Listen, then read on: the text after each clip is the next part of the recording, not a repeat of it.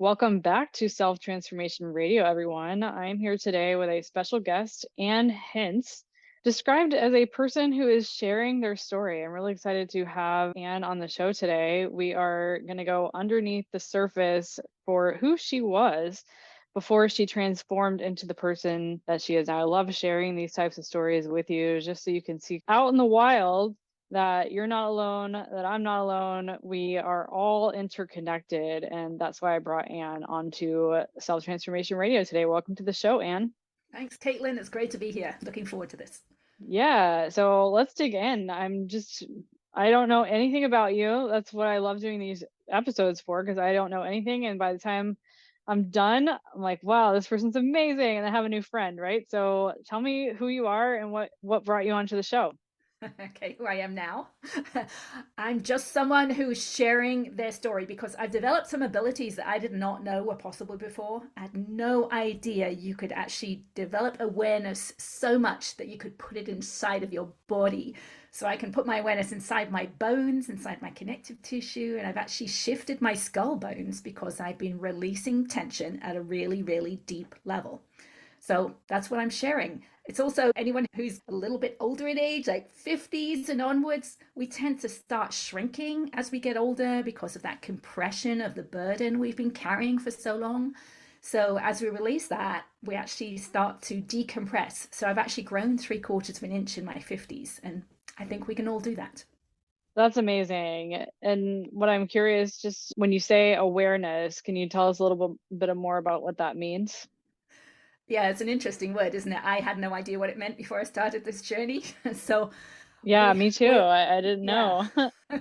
We can be aware of different things, right? We can be aware of everything that's around us. That's kind of diffuse awareness, or we can be aware of pointed awareness, like of a word on a page. That's awareness. But there's also self awareness. So we can become aware of our emotions.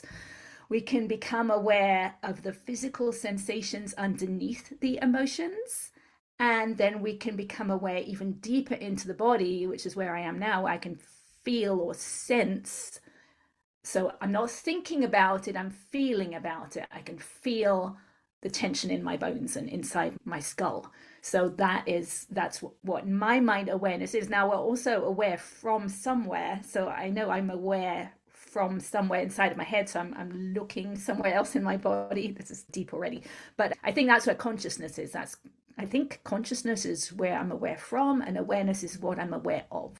Awesome. Yeah, I think that's super important to be able to not get stuck in our heads. You know what I mean? Like where we're just living in our thoughts and not so much conscious of what's happening in our body. And that's always been the way that I've described awareness is a type of consciousness where we're thinking about what we're thinking about, which sounds really meta, but it's so important. And so, in terms of how you were able to bring the awareness into certain areas of your body, can you tell us a little bit more about that?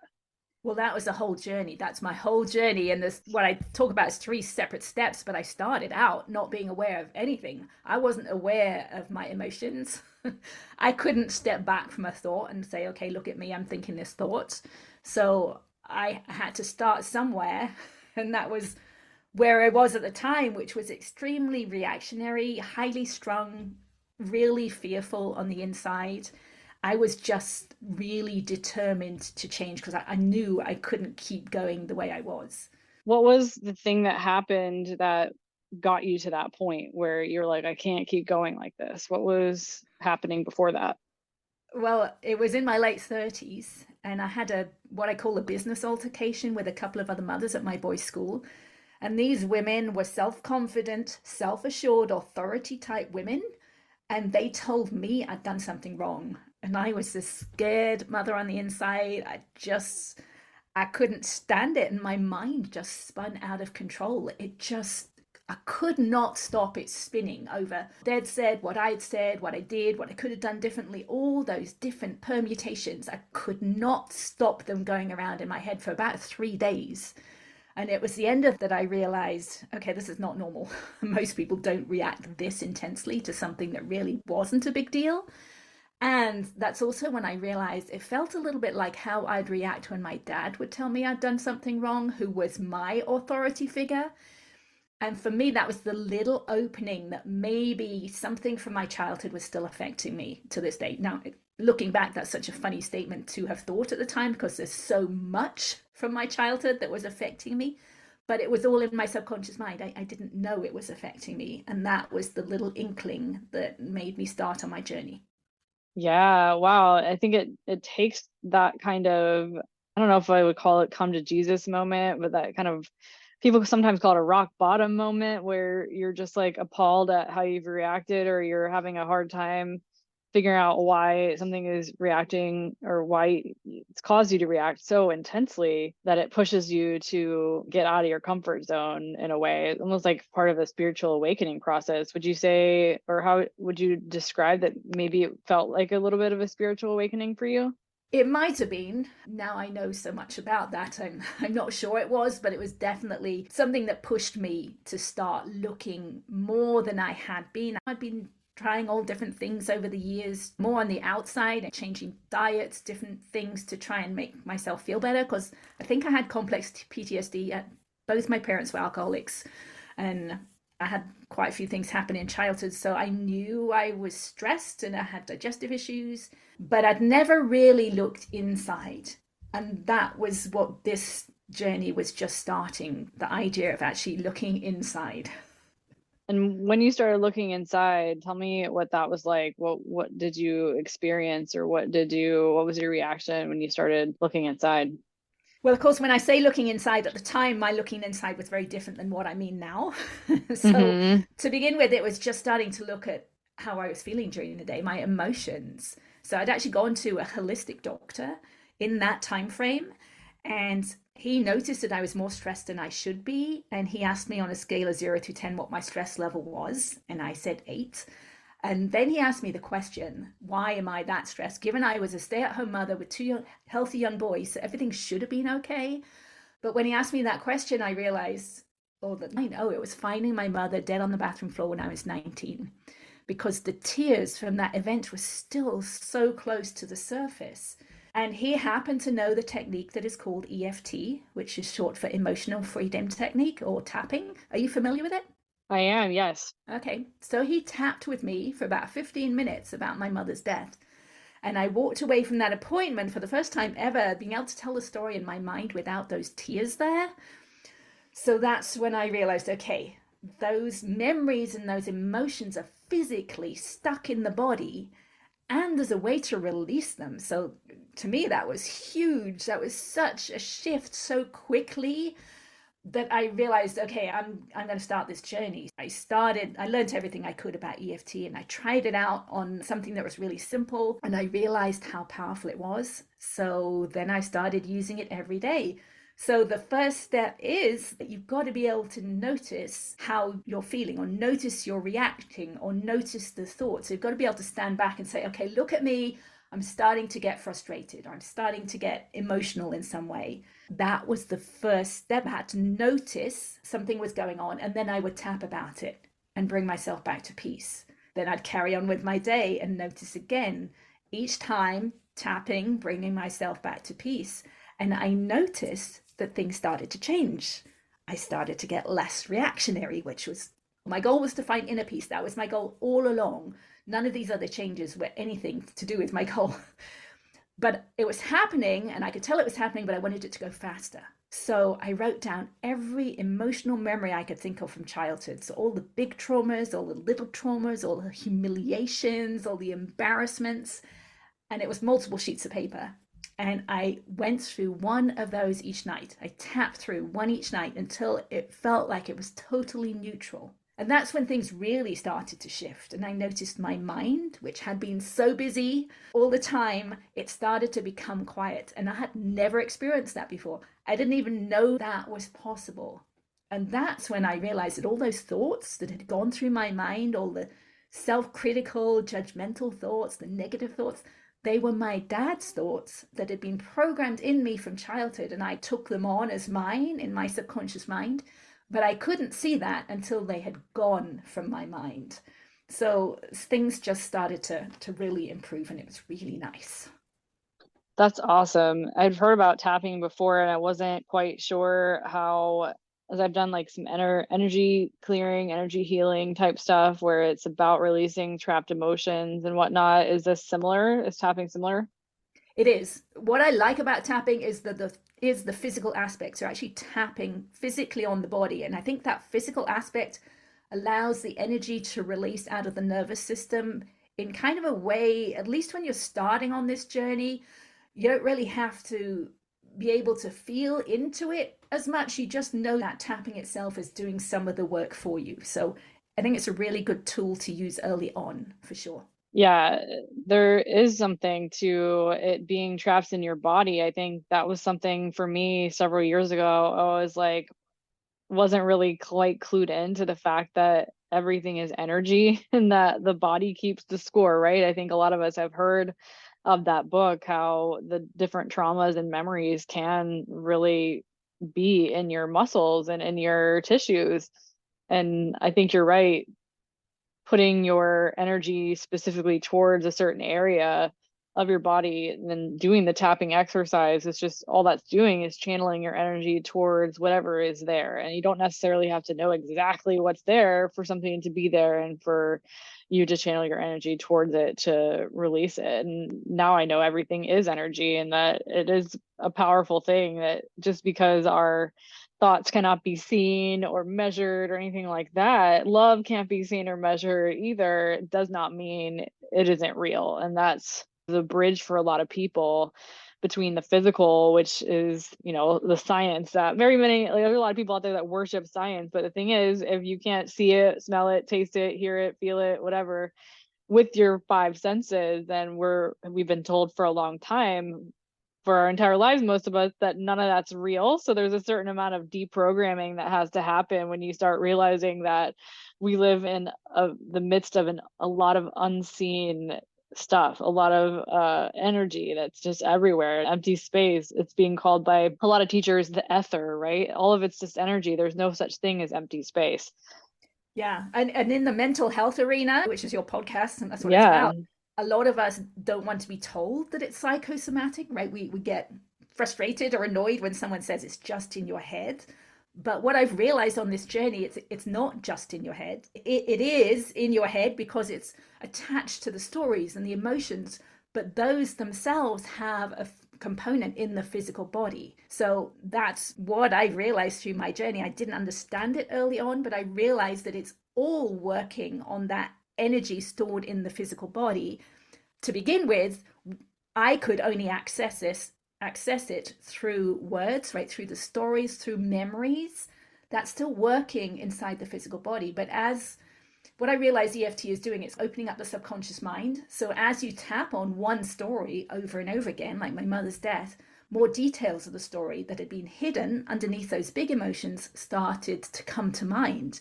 They had been stored in my subconscious, but they were arising as I did more and more work. And as the subconscious mind opens, our self-awareness deepens. It's one and the same thing. So as I kept going, I became self-aware at a deeper level. So I became aware of my emotions, and then I became aware of the physical sensations underneath the emotions. So, for example, something like frustration. We use the words to describe frustration, but what we're really describing is how we're feeling in our body. And that feeling in our body is actually tension we're holding in specific places. So at some point, as we open up our subconscious mind, we become aware of that tension. So I knew when I feel frustration, I can feel it right in my solar plexus, right across my stomach area. Now, I had not had that awareness before. If you'd asked me 20 years ago, where do I feel frustration? I would not have been able to tell anyone. But that awareness develops as we start doing more and more of this inner work. So at that point, when I got that self-awareness, I actually didn't need to use EFT as much. And I started to focus my attention or my awareness on that tension itself. So for me, the frustration in the solar plexus.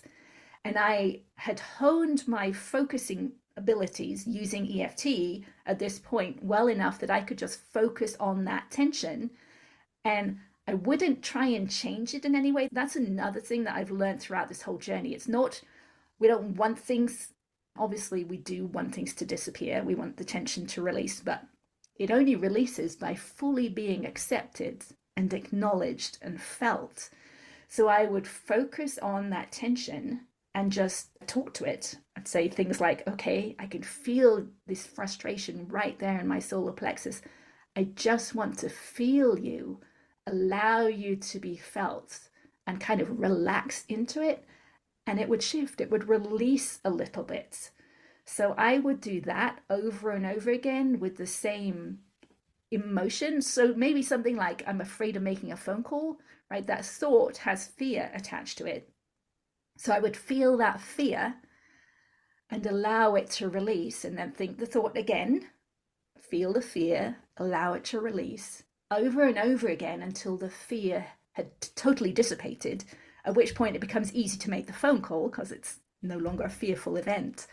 So I would start doing that over and over again instead of the EFT. And it felt like it was a deeper level of self awareness. And to me, in my mind, a deeper level of healing. And that's what I talk about as my second step on my journey. Yeah, I love that. So when you talk about feeling, what advice would you have for someone who maybe isn't sure how to feel those feelings or emotions? I would recommend starting with EFT. I'm not sure you can jump ahead if you don't have the awareness yet, because it's definitely a journey. So you have to release all those surface layer resistance, all the big emotions that have been stored inside. They're almost like shields that we hold over us, around us, and you can't get through them until you accept them and acknowledge them and let them go. So it's a very much a layer by layer process. So for me, the biggest thing that was holding me back was the emotions stuck inside from my mother's death. Once I allowed those to release, then more memories from my childhood started to come up, and I could work on them one at a time. And as those released, more would come up. So it's almost a never ending journey. I certainly hope there is an end to it, but it's a layer by layer process. Now, there are some people who have a depth of awareness already and they can feel those sensations underneath the emotions. And if you're already there, then you can work with those and just sit in them and know that if you sit in them long enough, they will dissipate. Now you're sitting in the sensations themselves. You're not thinking the negative thoughts over and over again. You're actually feeling with your senses where the tension is. So there's a difference there that kind of needs to be developed and practiced. Yeah, it does take practice. And I think that might hold a lot of people, at least for me, it has held me up in the past of I'm not used to doing this. So getting into the routine. And again, it's that practicing awareness of, man, I'm feeling aware of being triggered or like, oh, I feel like what's going on in my body. That's what I've started doing is just asking myself the question because there's power in our words. And that's where we can direct our awareness oftentimes is with our words. So if I'm feeling just not settled for whatever reason, or if I'm feeling stressed or feeling anxious or feeling afraid, I will sit there and I will ask myself what I'm feeling and I will state it out loud. And that has helped me to bring it to the forefront of my awareness. So I can talk myself out of that fear loop that we can so often get ourselves caught in. Yeah, and that's where EFT works really well too, because you don't have to sit in the feel, you don't have to feel it so much, you don't have to put as much focus on it. You can just tap and know that the tapping is helping to release it. Now, I know I've heard you talk about the law of attraction in the past. I really wanted to understand the law of attraction, and I have a lot more on this journey.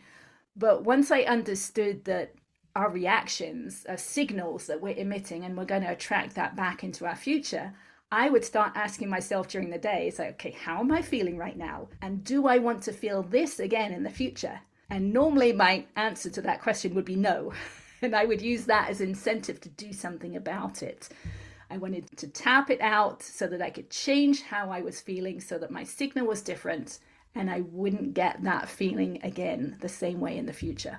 Yeah, I think that's super smart. So, as a result of this new freedom that you've experienced and created, essentially, you've created this freedom for yourself. What has that allowed you to do, be, or have that you couldn't before? Well, one of my goals was to be a calm mother because I was not a calm mother in those early years. And I'd see other parents at school who were just at peace.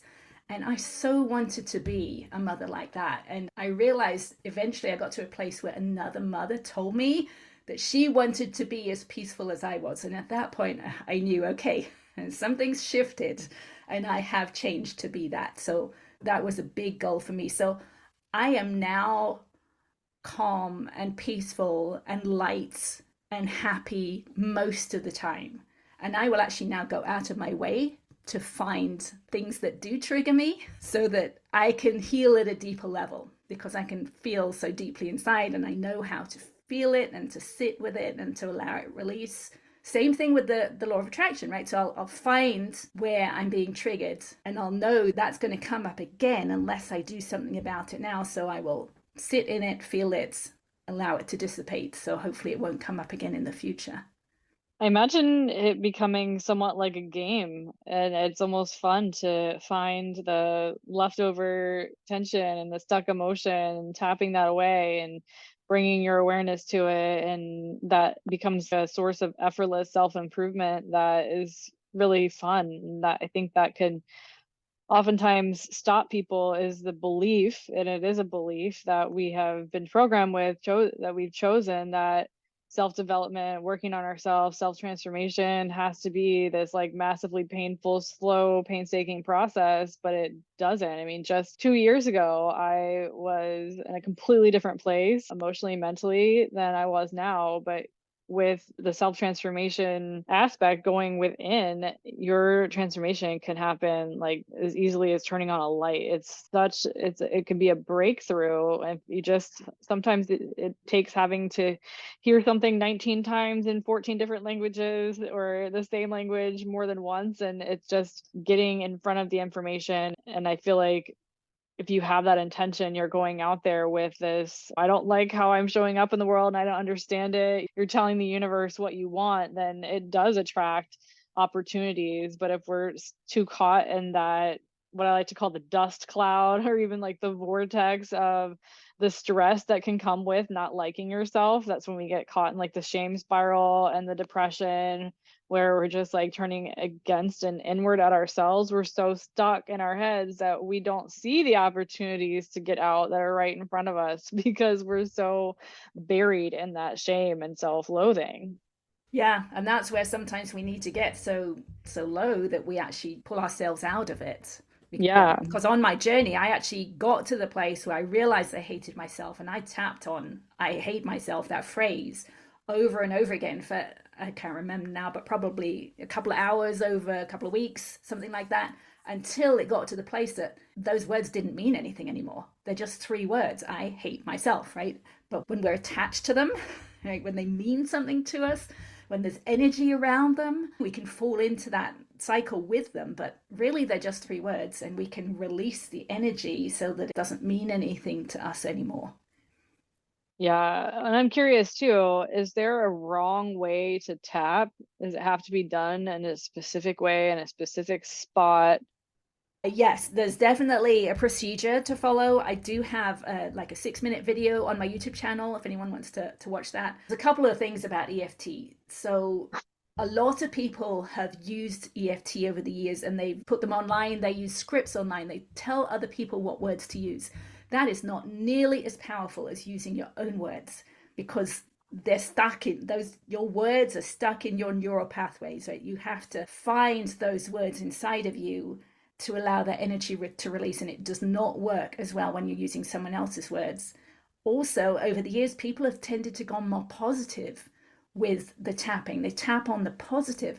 That is not nearly as powerful as tapping on the negative. And I know society thinks we should be positive these days, but because of my next step, which we haven't actually talked through yet, I know that it's only the negative that is stored as tension in the body. All we have to do is find the negative, release it, and the light that or the positive that is already underneath will shine forth. It's really fun to experience as you let go of these negative thoughts. Positive thoughts just arise naturally. You don't have to try and think them, they're already there, which is really fun if you've never experienced it before. And I haven't experienced it before, so I really enjoyed it. I love that. And I'm super curious about what the next step is. Well, I just carried on with this feeling the feelings. So instead of tapping through my childhood each night, which I had been doing, I would lay on the sofa and I would bring collective traumas to mind. So something like 9/11, or for me, the Loma Prieta earthquake, the big traumas that we'd all experienced in our own personal way. And I would just feel those emotions and those sensations and just allow them to release. And as you were saying earlier, it's like it does become fun. It feels really good to release energy that's been stuck inside the body for decades. So I enjoyed doing this. So I kept doing it. And at one point, I realized I could keep my awareness inside my body after the tension had released. So the way I kind of try and explain that is, imagine you have a toothache or a stomach ache. You can feel with your senses where that pain is coming from. But once the pain has left the body, you can't really focus on it again. You can't put your awareness where that pain was because there's nothing calling your attention to it anymore. I realized I could. I could focus, feel, sense inside my body. So I started to play around with it. I'd never heard of this before. This was all new to me. So I was just kind of exploring what I could do. And I realized I could move my awareness around inside and I could tell where there was tension versus where there was no tension. So I'd find a place with tension and I would focus on it because my focusing skills were again more powerful all the time. They were getting more focused. So I would focus on the tension and just allow it to be felt, just feel it. And it would shift a little bit. So then I would do it again and again and again. So the same thing that I was doing with the sensations and with EFT, just doing them again and again, focusing on them, allowing them, and they would release. So I started to work throughout my torso. It was fun. And eventually, after many, many months, and I can't remember now, I wish I had kept a diary, but I didn't, I was able to put my awareness inside my head. And that was huge because the pain and the tension inside my head were almost unbearable. And what I realized is that had been there my whole life, 50 years up to that point. It had been stuck in my subconscious mind.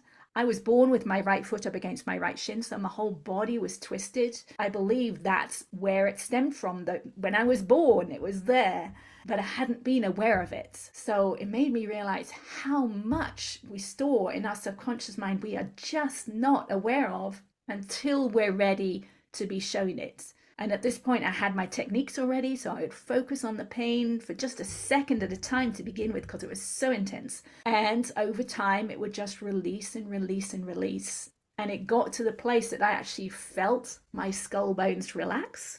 Now, I hadn't known they weren't relaxed before until they relaxed, and I could look back and say, okay, clearly they were tense. And I did have migraines for decades, and at that point, they relaxed, and more is happening since. I can focus now in my bones themselves. I've realized I'm releasing tension in the connective tissue. I believe that's where our soul resides. That's where all this tension is held. But I know that's not something other people know at this point. So I had some x-rays taken just a couple of years ago and compared them to 8 years prior, and I could see that my skull bones had shifted. I knew things were shifting, but to actually see them on x-ray was pretty fun. And I could tell I was decompressing or growing because, you look at people at a certain angle and you can kind of tell when things are different. So I actually had my son measure me and then my husband measure me and have grown 3/4 of an inch. Wow, that's wild.